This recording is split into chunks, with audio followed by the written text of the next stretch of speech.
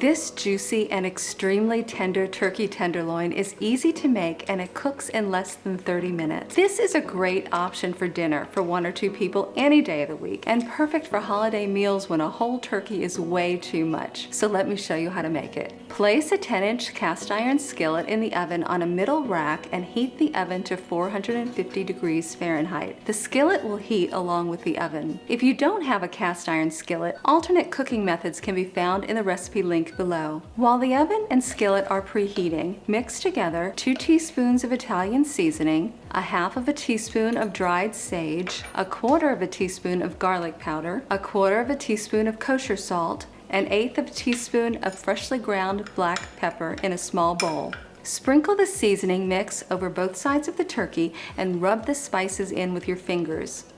Using oven mitts, remove the skillet from the oven and add 1 tablespoon of olive oil to the pan. Give the pan a swirl so the oil coats the entire bottom. Place the tenderloin in the skillet and using oven mitts, return the skillet to the oven and bake for 10 minutes. After 10 minutes, remove the skillet from the oven and using tongs, flip the turkey over.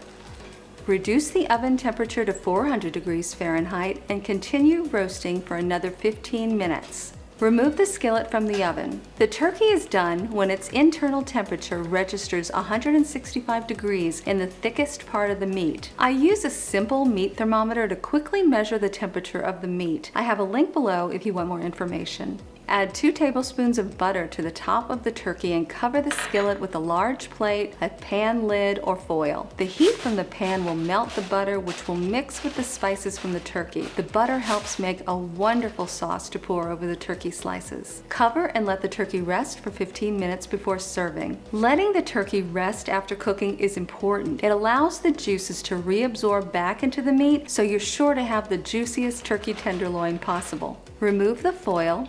Slice and spoon the butter sauce over the turkey and enjoy hot.